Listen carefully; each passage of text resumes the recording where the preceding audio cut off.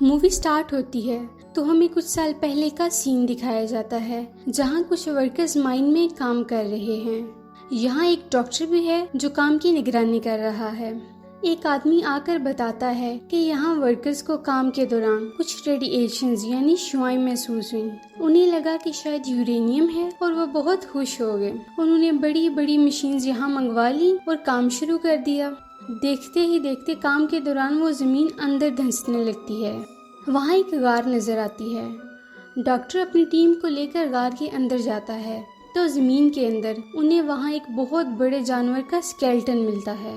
जब वो गौर से देखते हैं तो उन्हें पता चलता है कि ये तो कोई बहुत बड़ा जानवर है जो यहाँ सो रहा था। फिर वो बाहर आ जाते हैं। रोशनी पड़ने से वो जानवर जाग गया था। फिर दिखाया जाता है कि वो जानवर केव से निकलकर पास के समंदर में चला गया है। दूसरी तरफ हमें जापान में एक साइंटिस्ट दिखाया जाता है जो फोन पर किसी से बात कर रहा था कि जिस जगह से जानवर निकला है वहाँ से अर्थक्वेक होता यहाँ तक महसूस हो रहा है। वहाँ एक प्लांट होता है। उसका कहना है कि अगर ऐसा ही चलता रहा तो मुझे अपना प्लांट खत्म करना पड़ेगा। फिर उसकी वाइफ आती है और वो अपनी वाइफ और बेटे फोर्ड को लेकर चला जाता है। वो अपनी बीवी को बताता है कि जो ज़लज़ले आ रहे हैं ये कोई अच्छा साइन नहीं है। तब तुम मेरे प्लांट के पास मेरी टीम के पास रहोगी। फिर हमें वही साइंटिस्ट एक लैब में दिखाया जाता है जहाँ ये पता लगाने की कोशिश करते हैं कि आखिर ये अर्थक्वेक के झटके क्यों आ रहे हैं, लेकिन कुछ भी पता नहीं चल रहा था। तो वो कहता है कि हमें चाहिए कि मशीनरी बंद कर दी जाए क्योंकि हम नहीं जानते कि ये झटके किस चीज के हैं, कहीं ये हमें नुकसान न पहुंचा दें। इसी दौरान फिर से वहाँ अर्थक्वेक आने लगता है। इस दौरान साइंटिस्ट की वाइफ भी वहाँ आ जाती है। वो वहाँ से भागने लगती है तो वहाँ ब्लास्ट हो जाता है। उसे एक जहरीली गैस इसकी तरफ बढ़ने लगती है। साइंटिस्ट अपनी वाइफ को बचाने के लिए आगे बढ़ता है लेकिन तब तक बहुत देर हो चुकी थी। अब गैस पूरी तरह इस केबिन में फैलने लगी थी तो उसकी वाइफ उससे कहती है कि दरवाजा बंद कर दो इससे पहले कि ये गैस यहाँ तक पहुँच जाए, और ना चाहते हुए भी साइंटिस्ट को वो दरवाजा बंद करना पड़ता है। इसके बाद वो दुखी हो जाता है क्योंकि उसकी वाइफ अंदर रह गई थी। वो उसे कहती है कि हमारे बेटे फोर्ड का ध्यान रखना। इसके बाद रेडिएशंस की वजह से वो पूरा प्लांट तबाह हो जाता है। फोर्ड भी अपने स्कूल से ये सब देख रहा होता है। इसके बाद हमें 15 साल बाद का वक्त दिखाया जाता है। फोर्ड अब एक फौजी बन चुका था और ट्रेनिंग के बाद वो अपने घर वापस आया था और अब वो मैरिड था। फोर्ड की वाइफ को कॉल आती है कि फोर्ड के डैड को पुलिस ने पकड़ लिया है। फोर्ड अपने डैड से नाराज था क्योंकि वो समझता था कि उसकी मदर की डेथ डैड की वजह से हुई थी। फिर अपनी वाइफ के कहने पर वो उन्हें मिलने चला जाता है और वहां जाकर अपने फादर को पुलिस से छुड़वा लेता है। फिर घर आकर साइंटिस्ट फोर्ड को बताता है कि बेटा वो कोई एक्सीडेंट नहीं था बल्कि इसके पीछे कुछ रेडिएशंस थी और सेम चीज हम अभी भी फील कर रहे हैं, और इसे पुलिस ने इसलिए अरेस्ट किया था क्योंकि वो वहां गया था जहां जाने से मना किया गया था। वो बताता है कि मेरे दोस्त ने भी वो फ्रीक्वेंसी नोट की है, यानी कि वहाँ से अजीब और गरीब आवाजें आती हैं। वो चाहता है कि वो वहाँ जाए और ये साबित करे उस दिन प्लांट पर जो हुआ वो कोई एक्सीडेंट नहीं था बल्कि रेडिएशंस की वजह से हुआ था। तो फिर फोर्ड अपने फादर के साथ वहाँ जाता है। वो वहाँ महसूस करते हैं कि वहाँ ना तो कोई रेडिएशन थी ना जहरीली गैस। वहाँ फिर पुलिस आ जाती है और उन दोनों को पकड़कर अपने साथ ले जाती है।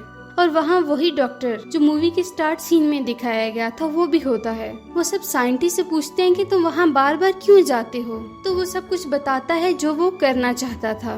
वो ये सुनकर हैरान होता है क्योंकि इतनी इंफॉर्मेशन तो उसके पास भी नहीं थी। वो वहाँ एक पत्थर जैसी चीज पर बार बार कुछ एक्सपेरिमेंट कर रहे थे।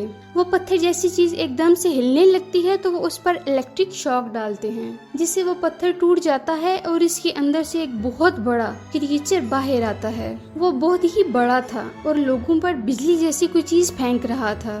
फिर हम देखते हैं कि वो क्रिएचर किस तरह खुद को आजाद करवाता है और प्लांट से बाहर आकर उड़ जाता है। अगले दिन कैप्टन आते हैं और डॉक्टर को अपने साथ जाने का कहते हैं। डॉक्टर अपने साथ साइंटिस्ट और फोर्ड को भी ले लेता है, लेकिन इस वाकये में साइंटिस्ट काफी जख्मी हो चुका था। वहां जाकर हेड उन्हें बताता है कि ये क्रिएचर कोई आम क्रिएचर नहीं है। जब जमीन की रेडिएशंस कम हो गई तो ये समंदर की गहराइयों में चला गया ताकि ये वहां से अपनी एनर्जी ले सके। वो बताते हैं कि हमारी कंपनी को भी इसे ढूंढने के लिए बनाया गया था। वो आज तक नहीं मरा और उसका नाम गॉडजिला था। और ये वही जानवर था जिसे लोग अर्थक्वेक समझ रहे थे। तो वो दूर से यहाँ जापान प्लांट में आ गया क्योंकि उसे ऐसी जगह चाहिए थी जहाँ उसे ढेर सारी एनर्जी मिल सके। अगले सीन में हम देखते हैं कि साइंटिस्ट की मौत हो जाती है और वो लोग काफी परेशान हो जाते हैं कि आज ये मरे हैं तो कल कोई और मर सकता है। फिर डॉक्टर को कॉल आती है कि समंदर से रेडिएशन मौसूल हो रही हैं। उन्हें पता चलता है कि वो क्रिएचर वही है और वो वहाँ पर न्यूक्लियर बम खा रहा था क्योंकि उसे एनर्जी चाहिए थी। इसके साथ साथ उन्हें किसी और चीज के भी सिग्नल मिल रहे थे। वहाँ वो कुछ फौजी भेजते हैं जो देखते हैं कि समंदर से एक बड़ा क्रिएचर बाहर आ रहा है। वो दरअसल वही क्रिएचर था जो अब शहर में आ चुका था। सब लोग बहुत डर गए थे क्योंकि ये इंसानों के लिए खतरा बन गया था। फिर हमें गॉडजिला दिखाया जाता है जो कि गुस्से से चिल्ला रहा था और इस क्रिएचर से फाइट करता है। फिर न्यूज आती है कि वो क्रिएचर गॉडजिला से बचकर भाग गया। अब वो खतरनाक क्रिएचर समंदर में जाकर और भी जानवरों को अपने साथ मिला रहा था। डॉक्टर के साथी बताती है कि बहुत टाइम पहले उन्हें 2 अंडे मिले थे। एक में से एक जानवर निकलकर प्लांट की तरफ चला गया था, जबकि दूसरे अंडे का हम नहीं जानते कि क्या हुआ। उसे एक जगह सेफली रख दिया गया था। जब कुछ लोग उसे देखने के लिए वहां जाते हैं तो देखते हैं कि वो जानवर अंडे से निकलकर कहीं जा चुका था। अब उन्हें पता चलता है कि दूसरा अंडा इसी क्रिएचर का था जो अब दूसरे शहर में जाकर तबाही मचा रहा था। इन दोनों को पुलिस ढूंढने लगती है। फिर अगले सीन में डॉक्टर को दिखाया जाता है जो टीवी पर देखते हैं कि इस दूसरे क्रिएचर के तो पर ही नहीं है जैसे पहले क्रिएचर के थे। रिसर्च करने पर उन्हें पता चलता है कि वो फीमेल है और पहला क्रिएचर मेल था। फोर्ड एक फौजी था, इसलिए उसे भी बाकी फौजियों के साथ इस क्रिएचर को मारने के लिए भेज दिया जाता है। दूसरी तरफ कैप्टन हमें बताता है कि वो क्रिएचर तबाही मचा रहा है, तो हेड कहता है कि उन्हें रोकने के लिए हमें एक बड़े बम से उड़ाना होगा। तो कैप्टन कहता है कि इससे तो उन्हें फायदा होगा क्योंकि उन्हें न्यूक्लियर एनर्जी चाहिए और इससे वो और ज्यादा स्ट्रांग हो जाएंगे। कैप्टन कहता है कि इसके सिवा हम कर भी कर सकते हैं, रिस्क तो लेना होगा। अब दिखाया जाता है कि वो दोनों क्रिएचर अपनी एनर्जी को रिफिल करने के लिए समंदर की गहराई में जा रहे थे क्योंकि समंदर की गहराई से उन्हें ढेर सारी रेडिएशंस मिल जाएंगी। दूसरी तरफ गॉडजिला उन्हें मारने के लिए आ रहा था, तो ये सब लोग भी उसी समंदर की तरफ बढ़ते हैं और वो न्यूक्लियर बम भी अपने साथ रख लेते हैं। फोर्ड भी उन पर नजर रखे हुए था। वो बम उन्होंने एक बोट पर रखा हुआ था। मेल क्रिएचर वहाँ आ जाता है और इस बोट पर अटैक करके वो बम ले जाता है। अब वो दोनों क्रिएचर इस बम को लेकर दूर चले गए थे क्योंकि उन्हें अब वो चीज मिल गई थी जिससे उन्हें बहुत सारी एनर्जी मिल सकती थी। आर्मी का ये प्लान अब पूरी तरह जाया हो चुका था। वो लोग सोचते हैं कि हमसे तो कुछ भी नहीं हो पाएगा, तो शायद गॉडजिला हमारी जान बचा सकता है। अगले सीन्स में हम देखते हैं कि वो क्रिएचर शहर में बहुत तबाही मचा रहे हैं, तो आर्मी वहां आ जाती है और साथ ही गॉडजिला भी इंसानों की मदद करने वहां पहुंच जाता है।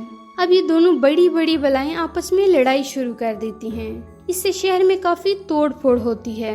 यहाँ अभी सिर्फ मेल क्रिएचर था, इसलिए गॉडजिला आसानी से लड़ पा रहा था। वो उसे मारने ही वाला होता है कि पीछे से फीमेल क्रिएचर आकर इस पर अटैक कर देती है। अब गॉडजिला इन दोनों से अकेला ही लड़ रहा था। अब इन दोनों से लड़ना और उन्हें मारना इसके लिए काफी मुश्किल हो रहा था। इसके बाद हम देखते हैं कि आर्मी को एक जगह बहुत से अंडे मिलते हैं जो कि फीमेल क्रिएचर के थे। गॉडजिला इन दोनों से फाइट कर रहा था। इस दौरान आर्मी वहां एक बम पर टाइमर लगाकर बाहर आ जाती है। जल्द ही वहां ब्लास्ट हो जाता है और सब के सब अंडे इसमें ब्लास्ट हो जाते हैं। जब क्रिएचर ये सब देखते हैं तो उन्हें अंडों की फिक्र हो जाती है। वो दोनों गॉडजिला को छोड़कर अपने अंडों की तरफ भागते हैं और इस धमाके से गॉडजिला को फायदा हुआ, इसमें और पावर आ गई। गॉडजिला ने अब अपनी भरपूर ताकत से इन दोनों पर अटैक कर दिया। इस तरह गॉडजिला मेल क्रिएचर को मार देता है। फीमेल क्रिएचर अपने मेल और अंडों को खोने की वजह से बहुत गुस्से में आ जाती है। वो फोर्ड की तरफ बढ़ती है, लेकिन पीछे से गॉडजिला आकर इसका मुंह खोलकर सारी खतरनाक रेडिएशंस इसके मुंह में डाल देता है, जिससे वो क्रिएचर भी मर जाती है। इस फाइट में फोर्ड काफी जख्मी हो जाता है, लेकिन फौज उसे बचाने के लिए ले जाती है। अगले दिन हम देखते हैं कि लोग गॉडजिला को देख रहे हैं जो कि मरा हुआ लगता है, लेकिन असल में वो थक चुका था और आंखें बंद करके रेस्ट कर रहा था। इसके बाद वो अचानक उठता है और वापस समंदर की तरफ चल देता है। गॉडजिला इंसानों को कोई नुकसान पहुंचाने नहीं आया था, वो तो सिर्फ उन क्रिएचर्स का दुश्मन था और उन्हें मारने आया था। अब इसने उनको मार दिया था, इसलिए वो वापस समंदर में चला जाता है। उधर फोर्ड भी ठीक होकर वापस अपनी फैमिली के पास चला गया था। अब सब कुछ ठीक हो जाता है और इसके साथ ही मूवी यहीं खत्म हो जाती है। तो दोस्तों, कैसी लगी आपको हमारी आज की वीडियो? अगर आपको हमारी वीडियो अच्छी लगी तो हमारी वीडियो को लाइक करें, शेयर करें, हमारे चैनल को सब्सक्राइब करें ताकि इस तरह की इंटरेस्टिंग वीडियोस आपको मिलती रहें।